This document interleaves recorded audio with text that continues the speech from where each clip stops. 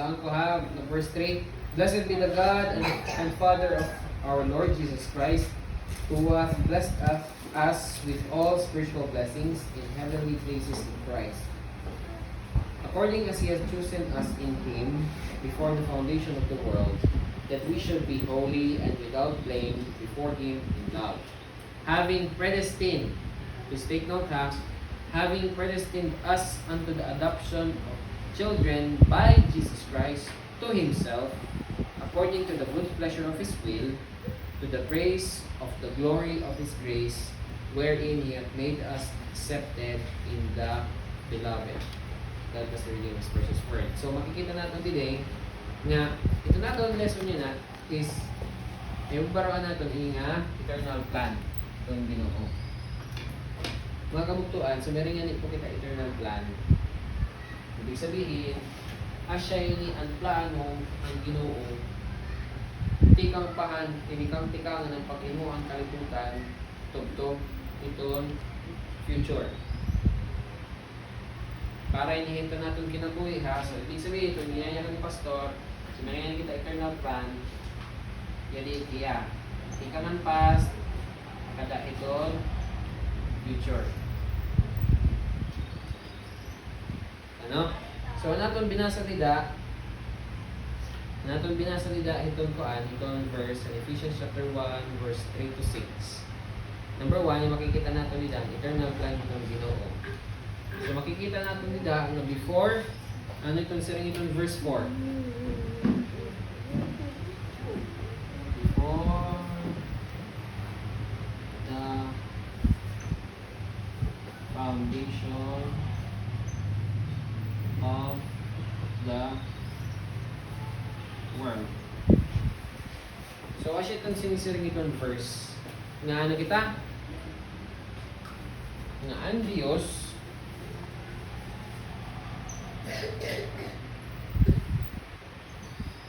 nagpili yung mga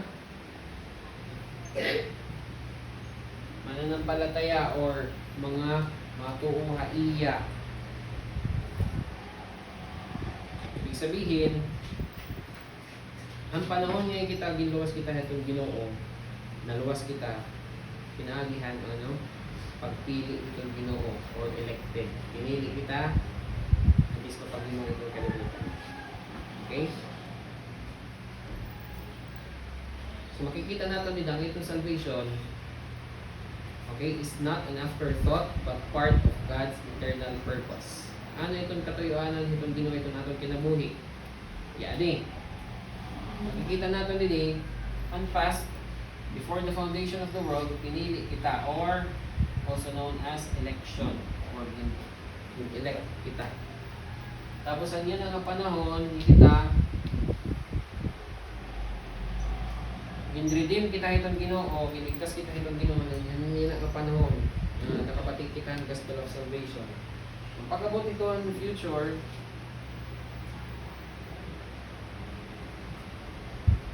mapapalinig natin itong promise sa atin itong Ginoo.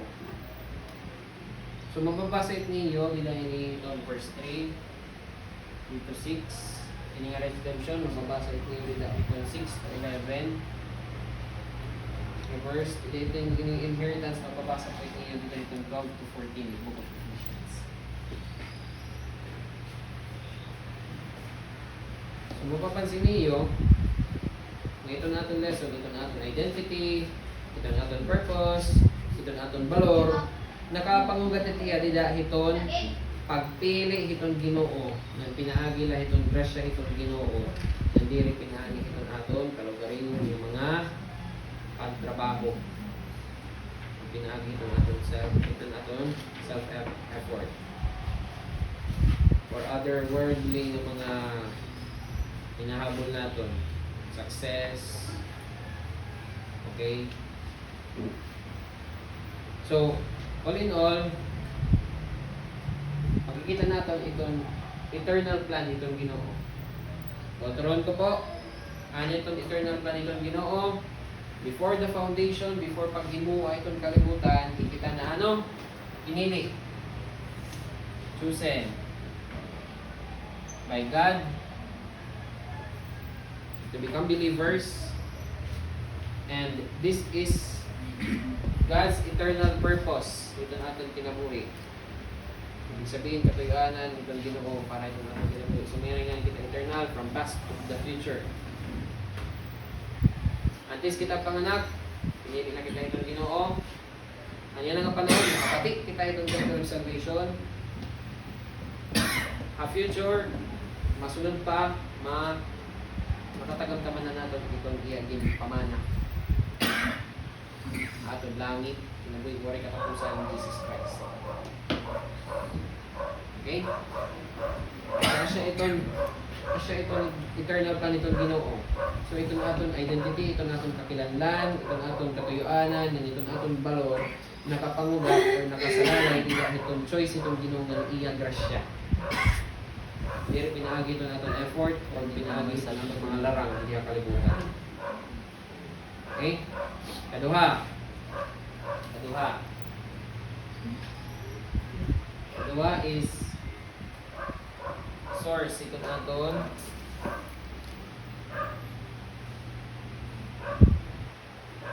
source of true identity.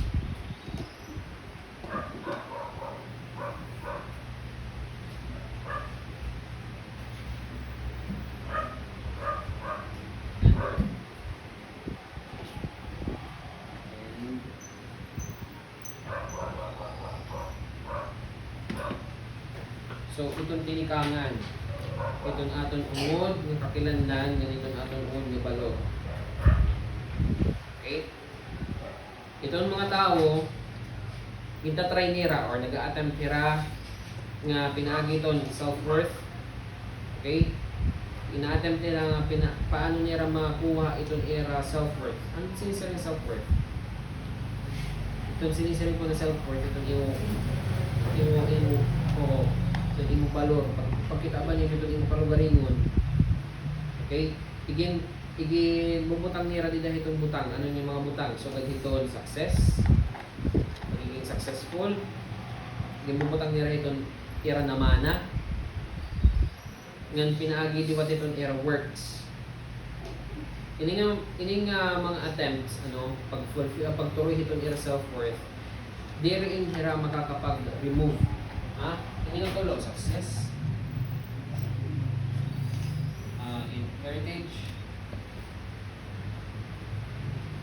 and success, heritage, and works. Neither of these three makakapagtanggal nito aton guilt feeling.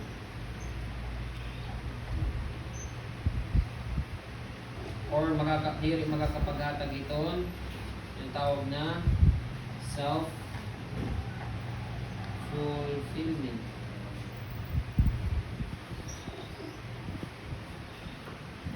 Di ba baga itong tawag din, tatry talaga niya iya bukos na kinabuhi, mapatunayan lang niya itong iya self-worth, iya kalugaringon.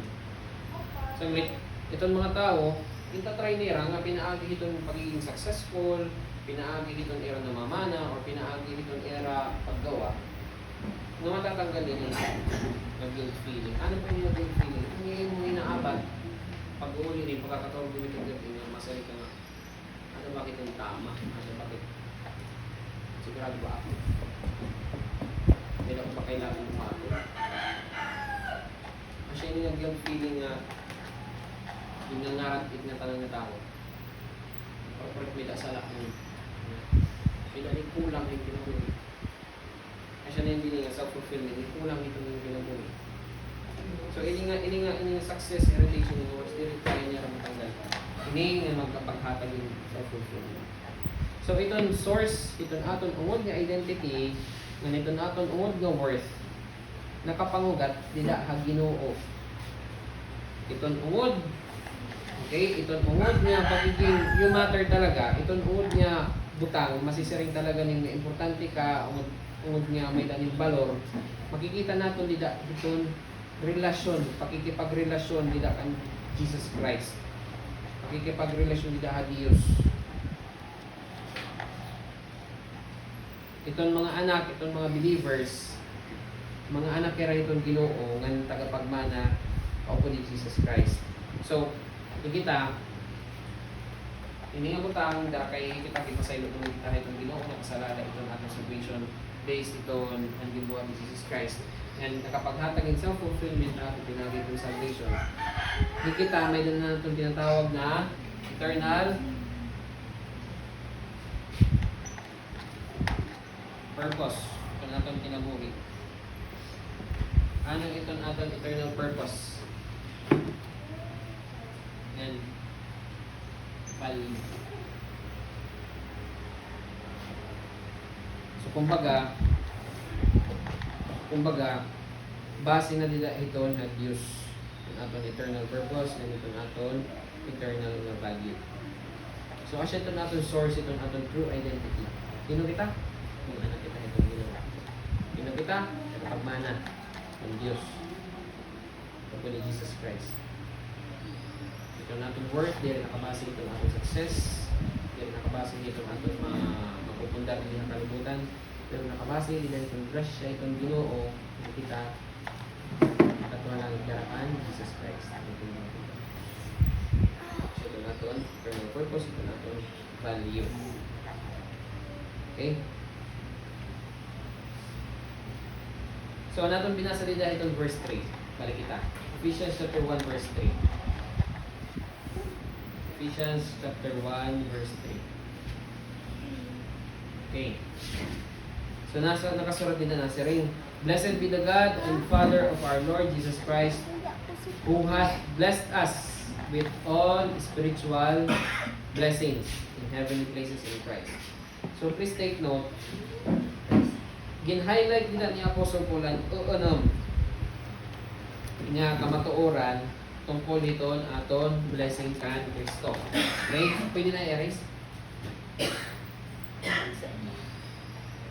Okay na po? Okay?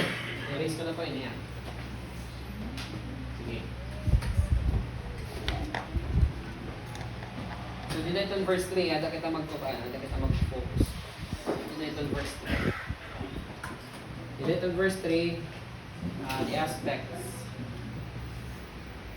Mga aspeto of blessing.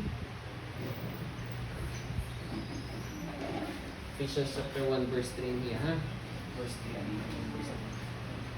The aspects of blessings. So, makikita natin nila nga may laging highlight ni Apostle Paul na nakamatuoran tungkol nito ni aton blessing ni kan Kristo.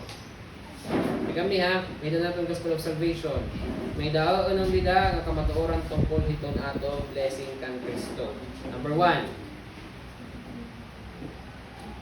Ano yung kamatuoran? The blessed one.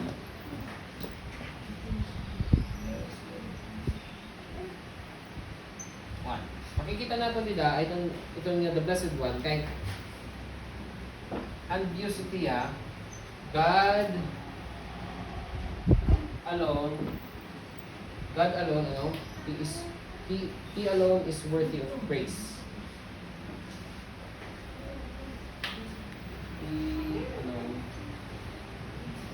is worthy of praise. So makikita natin dito yung aspects of blessing. Makikita natin dito yung verse 3. Anong verse 3? Turong down natin para hindi kita ma-confuse. Blessed be the God and Father of our Lord Jesus Christ, who hath blessed us in all spirit. Blessed be the God, and Father of our Lord Jesus Christ, who hath blessed us with all spiritual blessings in heavenly places in Christ. So makikita natin dito nga, the Blessed One, ang Diyos. Iya, nagimon nga tanan, nagpiliha aton, nagataga aton ng grasya, karawat naton itong gospel of salvation. Iya mismo, kaangayan talaga iya, pagdayawan niya. Worthy of praise. Kadua, the blesser. Ibig sabihin, ang tagapaghatag ng blessing. Ang Diyos lakiyap.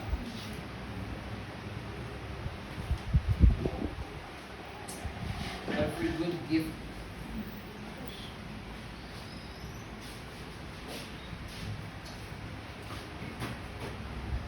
comes from Him.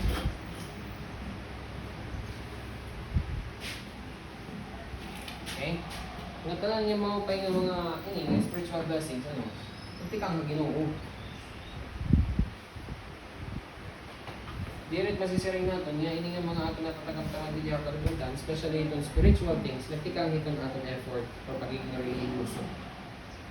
Ini nga ato natatagam-taman, yung mga spiritual blessings, nagtikang na iya. Iya ito, naghatag. Okay, number 3, kaya kita. Number 3. The blessed ones.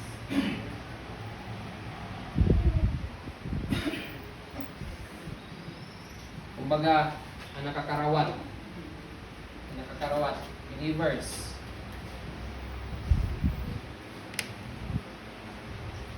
Mga mananampalataya. All who are in Christ, all who are in Christ receive His blessings. Receive His blessings. Napapansin niyo, sugad din ka haluag itong explanation nito in verse 3. Mapapansin lang niyo, masayon na yung basahon sa layout ng verse, pero sugad din kahalaro. Blessed be the God of our Father, our Lord Jesus Christ. So, ibig sabihin, ang Ginoo, iya kaangayan taga ditong praise. Iya liwat itong blesser, iyan tagapaghatag itong mga gifts. Nagtikang na iya. Yan kita, natanan, yung mga mananampalataya, all who are in Christ, natanan nga doon na kang Kristo, makakarawat ini nga blessings, o gintagan ini nga mga blessing. Okay? Kaupat, ang mga blessings. Ano ini nga blessings? Ang ginatag itong Ginoo karituhan. Hindi, ano ba ini nga mga blessings? So, ini nga blessings may ginatag itong Ginoo. Spiritual blessings po niya, ha? Spiritual blessings. Okay? Kumbaga, God has already given. God is already given us every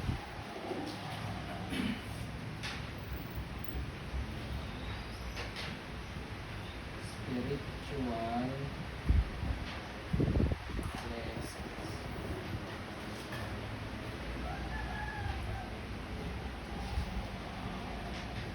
Pinaagi on paraan na spirit.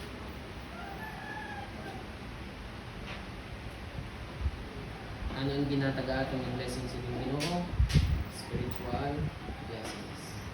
And yung mga spiritual blessings, contrary ito ang belief itong ibang mga grupo, itong mga spiritual blessings kailangan pa rin pagtrabahoan.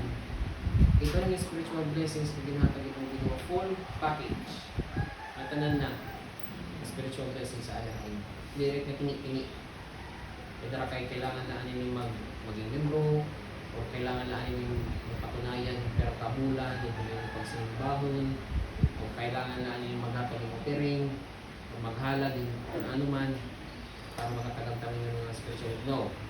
Yung mga spiritual blessings ang ginatag-atag itong Ginoo, pinag-gospel salvation, yan, pinagi itong barang espiritu, iginhatag, fully pack na tanan, na ada na.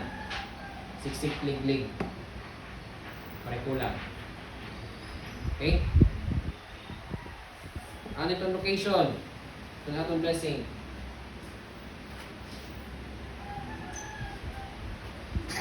The location is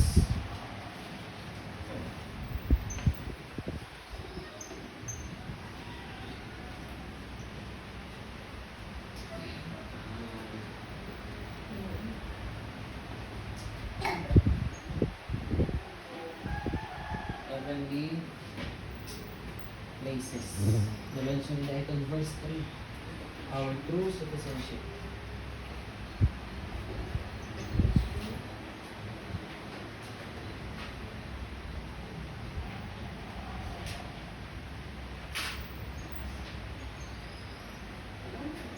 citizenship,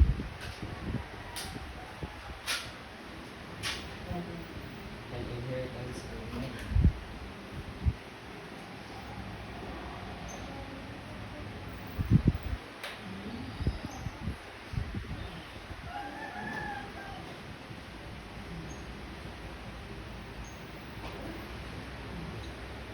Siniyo.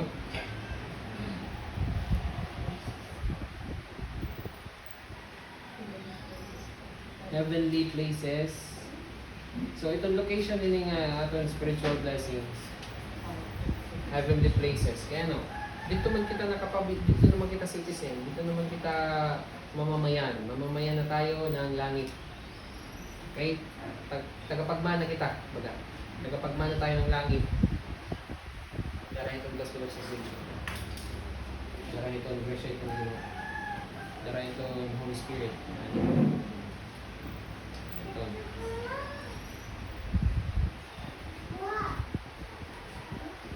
Number 6. Hino itong promotor, hino itong naghatag.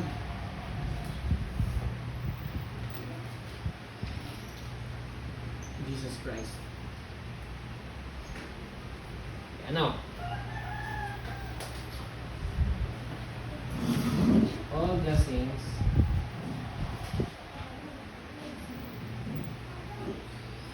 are ours.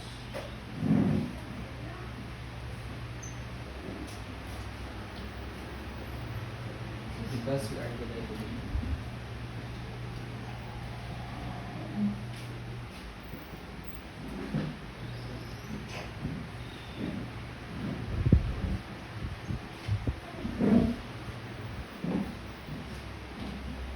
Kita niyo, sa litiyan ng verse, pero dito mo kung niyo makukuha nga kamatuoran.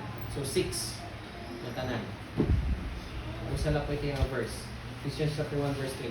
Blessed be the God and Father of our Lord Jesus Christ, who has blessed us with all spiritual blessings in heavenly places in Christ. Particularly, Gospel of Salvation. Ang nabatian natin itong Gospel of Salvation, naintindihan natin ni Kristo namatay para itong aton sala, naging anak kita itong Ginoo, ang Holy Spirit na nanganid itong aton kinabuhi. Dahil itong verse 3, makikita natin nila ang tagapag-atag Jesus Christ, ang Ginoo. Ang hiya, kaangayan hiya itong aton pagsimba, pagdayaw, pagsamba, pagdayaw. Kikita itong recipient, mga beneficiary. Kikita nga ada ito na kan Kristo. Importante po ini nga part. Kung ito niya tao, wari dila kan Kristo, hindi mo.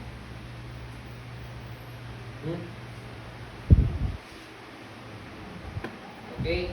Ang mga adala kan Kristo, ito makakakarawat hini ng mga blessing. Ano in nga blessing? Spiritual blessings. So, ining spiritual blessings, clarify natin, di rin tingi-tingi, bukos niya ang ginahatag. Itong Ginoong spiritual blessings. Ang ikalima, hain niya, of course, alangit. Ikanan langit nulit ng mga butang. Kita mamamayan na dito itong langit, na tagapagmana, upod kay Jesus Christ. Yan itong agent, Jesus Christ mismo. So, all blessings are ours. Iningatanan yung mga spiritual blessings naging aton kay kita nagpag-usa. Hinakan, Kristo, pinagay ka na. Let's go on. Salvation.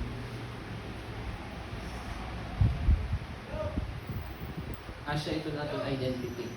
Hinakan, Kristo. Sa aton balon. Hinong kita ato bagay itong Ginoo. All because itong i-grasya, gospel of salvation.